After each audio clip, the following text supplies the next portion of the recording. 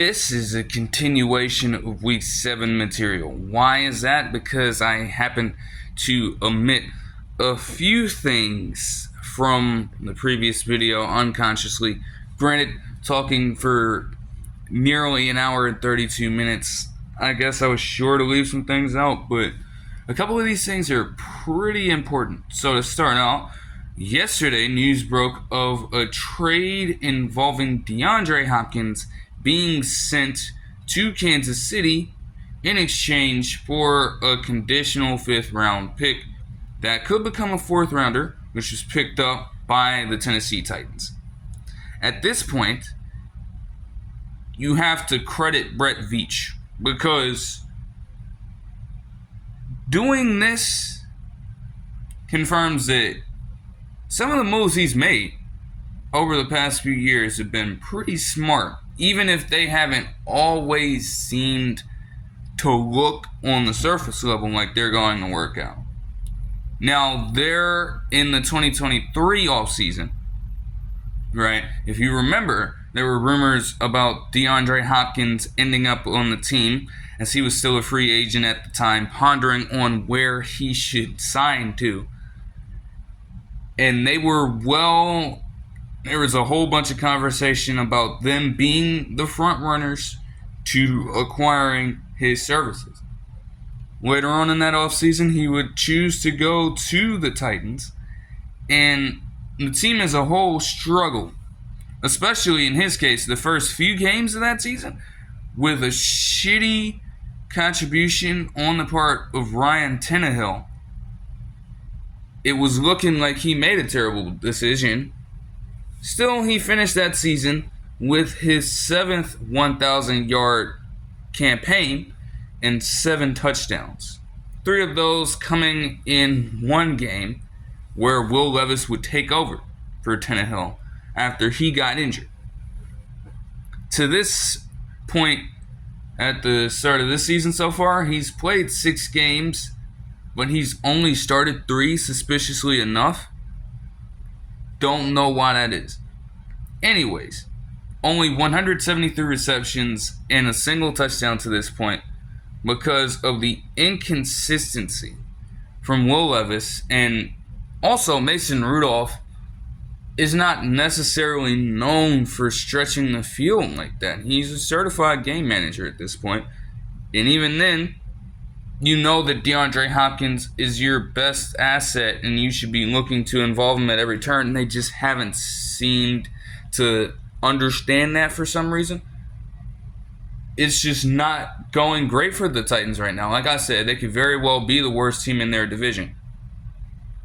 And DeAndre Hopkins is certainly a player who, throughout his career, when you look at all of what he's been able to do, even with some of the worst quarterback play, just think about the fact that this man, for some time, playing with guys like Matt Schaub, playing with guys like Tom Savage, like, what? He's coming from that and has had the career that he's had to this point, over 12,500 yards, nearing 1,000 receiving yards. If he can put a few more solid campaigns together, like, that's great work. And he's just like so many other superstar and franchise level wide receivers who have taken their talents to Nashville, Tennessee. His career is dying out there, it looks like. We've seen that story, a tried and true development, all right? The Chiefs, knowing that they probably would have had to invest a little more money in them if they chose to pick him up last season, just wait it out, trying to ride it out with the wide receiver core that they had, and it was terrible. It was terrible, but they overcame it and got their 2nd straight Super Bowl win. They will get him for only $5.5 million of his contract, because the Titans are going to take on $2.5 million of his salary. So you're getting a mid-season rental with relatively low stakes when it comes to talking about $5.5 million. Like, you have such a depleted core right now. Juju Smith-Schuster most recently missed some time. He'll probably be coming back soon. But especially with guys like Rashee Rice and Hollywood Brown not being there, Hopkins is afforded a lot more room to work with and a lot more opportunities to get the ball from none other than Patrick Mahomes. Also, if he displays enough, it can help Mahomes in a way too, to kind of, juice up those numbers just a little bit for, I guess, some people who just want to be box score watchers and stuff like that. But no, seriously, it's a good trade. DeAndre Hopkins is coming from a shitty situation. The Chiefs desperately need a wide receiver who can take attention off of some of their younger guys, because obviously with a guy like Xavier Worthy, he could potentially reach that point one day, but he's far too young right now. He's still trying to get in the swing of things. Getting a veteran with experience like DeAndre Hopkins can benefit them in the locker room and on the field. Open up more opportunities for them to work in space against lesser cornerbacks and safeties and so on and so forth. Not to mention that both sides are going to be motivated to help each other. Like, DeAndre Hopkins is coming into a winning situation, and the Chiefs are in pursuit of doing whatever they can to go for 3 straight. So they're going to go and play hard. Absolutely. Like, they're all in for this. It's a very smart move at the right time.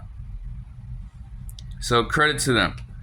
Now, involving yet another player who was struggling in Tennessee, we come out later yesterday that Jerome Baker, Seahawks linebacker, would be traded along with a 4th round pick to the Titans for none other than linebacker Ernest Jones IV. Now, I personally, from what I have seen, think that this is also a good trade. Granted, you look at Ernest Jones IV's season this year, and he struggled. No sacks at all. On pace for far less tackles than he mustered last season. A few more TFLs than some of his earlier years in the NFL. But not a lot is going on. They can't generate pressure. He's not feared as a linebacker right now. He just seemed to be getting attacked week in and week out. Like, it's rough. Broken tackle after broken tackle. Opportunity on his end. Tennessee's just going through a whole lot of shit right now. Jerome Baker, on the other hand, being in a more favorable position, he did miss some time, but he's also relatively underperformed for what I kind of expected him to do, in my own opinion. I mean, he last year with Miami, he dropped off tremendously compared to his earlier years with them, and they chose to let him go in the offseason, sending him to Seattle, and Seattle eventually sent away Jordan Brooks. New regime, you're probably not trying to keep the same guys around, I get it. To start off this season, he's only had 37 tackles, a sack, in 2 pass deflections, while also forcing and recovering 1 fumble. But the coverage is, from what I've seen, when he's played and I've been able to watch of Seattle games so far, the coverage is just atrocious. Reflective of how the entire defense had been for that 3-game skid. It was awful. And he definitely played a large factor in that. So they had to come to terms with the fact that they probably needed to move on from him at some point. And it's not necessarily so debilitating that you're going to lose sleep over it. But you've got to try to make improvements somewhere. So why not look at him if you're Seattle, right? But here's where I think it becomes a really good trade. You look at Ernest Jones, the fourth, and he's a little younger than Jerome Baker for starters. He's 25, and Jerome Baker will be 28 in mid-December. So that's already a bonus. You know, he also may just need a change of scenery. His last season with the Rams, he had a career best year with over 140 combined tackles, with 14 TFLs, with 6 quarterback hits, with 6 pass deflections, and 4.5 sacks. He was a very solid force in that front seven for the Rams in a year where they were without Aaron Donald. So he was putting up respectable numbers there and contributing pretty well to that defense. It might just be the fact that Tennessee has an overarching problem. Not necessarily that his skill is totally diminished since he left. No, he could potentially still have that. All that he may need is just a change of scenery. So he's in the right spot now with a younger defense that, granted, has had their struggles, but as they continue to learn, he'll be learning and picking up on new assignments and tendencies right along with them. It's only the very first few weeks of the season. It's not necessarily like you're so deep in the season that making a move like this now is a terrible one. No. This is a brand new system as it is. No one has quite figured everything out just yet. So if the coaching goes a certain way, you'll have a younger player ascending near that level of contribution that he had in LA for Seattle. That doesn't sound like a bad deal at all. And it is simple 1-for-1. The pick is probably an insignificant one, because when you look at it, the Titans have definitely had their fair share of misses in the draft over the past few years.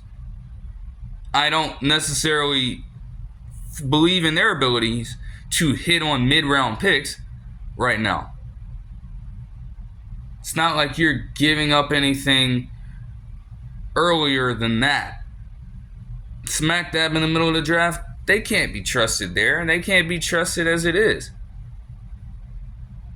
Because their inability to pick up premier talent in the draft is exactly why they find themselves in this position right now. And Ernest Jones IV, with him not contributing there for a variety of reasons, they just saw him as damaged goods and decided to move on. So the Seahawks swept them up. I have no issue with that.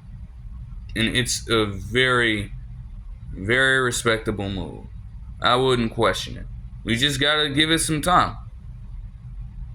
Who knows? Maybe both of them perform relatively well for these respective teams. But only time will tell.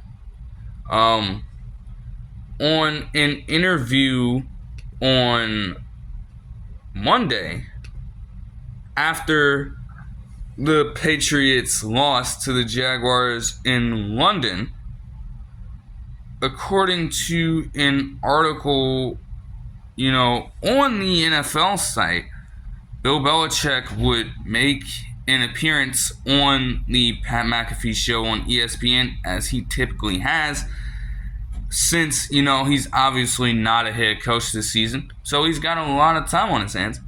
He's made regular appearances on there from what I've seen, and a lot of them are pretty solid interviews that, honestly, a few years ago, no one would even expect. He hates the media, right? But according to that interview, he would hit back at a comment made by Jerome Mayo. Apparently, in a press conference after the game, Jerome Mayo chose to call certain players on the roster soft. And he didn't take too kindly to that. So this article states that, defensively, Patriots led the league last year in rushing defense, yards per carry, number 1 in the league. And this year, they're way down in the 20s. It's the same guys, Belichick said. They re-signed Anfernee Jennings. They re-signed Jelani Tavai. Obviously, Kyle Duggar, Marcus Jones, and Christian Gonzalez have been healthy all year, which they were both on IR at this point last year. You've got Dietrich Wise Jr., you've got Davion Goshaw, you've got Keon White, you've got Marte Mapu. It's a lot of the same guys, and in some cases, I would say more. I'm kind of hurt for those guys. To call them soft, they're not soft. They were the best team in the league last year against the run. Those guys went out there and did it even though we couldn't score many points offensively. I feel bad for the defensive players on that one, because that's a tough group.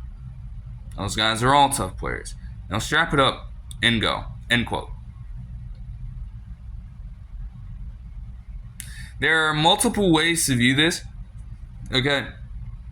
But I'll look at it from the lens as we talk about Jerome Mayo's involvement in this, right? You can call them soft. It's one thing to do that, but it's another thing to kind of allow that culture to prevail in your locker room.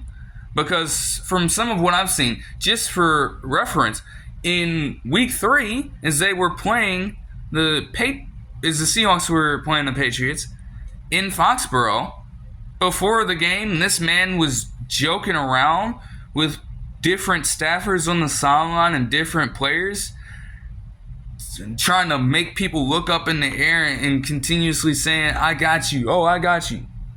So you're going to go out and say that they're soft, but you're approaching some of these games with a joking mindset, and you don't expect players to be influenced by that in some way.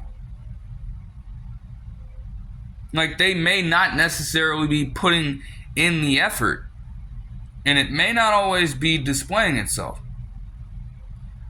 But, those players don't represent the whole of the team. Like, there are players like a Christian Gonzalez, like a Marcus Jones, as Bill Belichick stated, that are playing their asses off, trying to consistently bail out the offense week to week, because the story is relatively the same. Like, they are trying their absolute hardest, and the offense has faltered and failed them time and time and time again. So naturally, over the course of a fucking game, they're going to fizzle out of a lot of energy, and they're going to start giving up some bigger plays because the offense isn't doing anything. And if you think that multiple players as a whole are just acting soft and not contributing with enough effort, ask yourself, are you coaching them hard enough? Are you doing everything you need to do to prepare them for the game plans in the most effective way possible? Week by week, day by day. What are you allowing in practice that's letting that kind of mindset seep through the organization. So you have to take that on. If you think that they're playing soft, if you think that they're not showing enough effort, it starts with you as the head coach to help them reach a point where they're playing much harder and with much more force on a game-to-game basis. And making sure that they are fully prepared for every single game plan. And even something that you just may not expect at all. A simple play that could be called on the parts of an opposing offense one time. And that play could be the difference between you winning and you losing. You need to be prepared for that at every second. And the fact that they are soft apparently shows that you aren't doing your job correctly, Jerome Mayo. Not to mention, too, that you have that responsibility as a head coach. To call them out in that way is detrimental on so many facets. You think they're going to just begin to do so because you called them out like that? That's going to cause a whole hell of a lot of locker room issues. You're about to lose so much credibility with so many different people on that team because you decide to say that to the masses. It's a totally different thing to keep that in-house. Say that in the locker room. Say that in practice. No camera shit. No video. Nothing on video. No audio recording about it. Keep that in-house. Because at least that way, you're giving a vibe to the players that you're actually trying to uplift them. And while they could get riled up from that kind of commentary as it is, they'll at least take that with a lot more credibility. They'll give that a lot more legitimacy because, hey, you at least have the goal to do it to their faces and try to vaunt them into a position where they're doing better overall. But you're going to, in essence, go behind their backs and talk about them that way. How the hell are they supposed to be able to trust you as a head coach then? So I certainly get what Belichick is saying when we talk about, Jerome Mayo's involvement in this. I get it. It's weird, man. But from when we talk about Bill Belichick's involvement in this, of course he's not going to view them as soft. Of course he's not. The fact that he held the head coach and general manager positions for pretty much most of his Patriots tenure means that a lot of those guys, especially on the defensive end, and quite a few on the offensive end, are players that he drafted, that he put out on that practice field week after week and trained to eventually reach these points. You're going to have a lot of personal affinity for those people that you worked with after being let go. It was certainly a rough split, but you're not going to lose that as a head coach. You went to war with these guys week to week. So, of course, you're not going to view them as soft. But you also have to understand that the talent on there, for the most part, with some of the veteran players, we're not accounting for rookies that were drafted under the new tenure, obviously. You brought these guys in.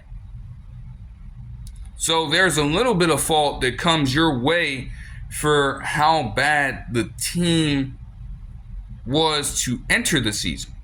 It's Jerome Mayo's responsibility to do something with that and make something out of literally nothing.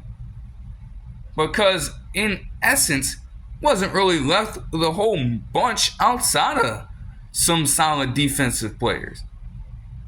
Belichick, so can you really expect him to back every single player that was not a part of his tenure right now? And even then, he hasn't built himself up enough to even reach that point. He obviously would know some of the linebackers because he was the linebackers coach under Belichick. He gets that, but these other guys he had no control over and no authority in terms of bringing them to Foxborough in the first place. So you can't expect him to not be discontent with some of that. Now, as he continues to establish himself, if he stays there for long enough, well, he'll be able to have some influence over who gets drafted eventually. I don't see him taking a general manager role, but that'll come with time, you know?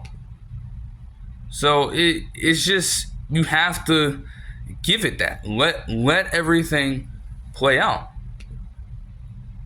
Those emotions are standard, I suppose, but you just gotta give it a chance all around.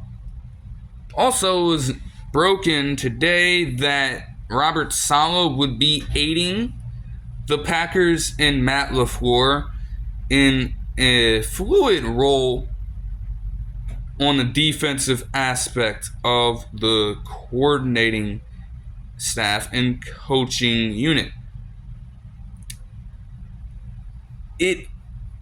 I guess it's all right anyways. You know, it's like he is quite literally great as a defensive coordinator already. Not to mention as well that the Packers are already one of the best defenses in the league. It reinforces their ability on that end. I don't even think it necessarily makes them stronger because they're already a strong unit as it is. But I suppose that's a solid move. But that'll do it for this one. I hope you guys enjoyed the video, and I will see you guys in the next one. Peace.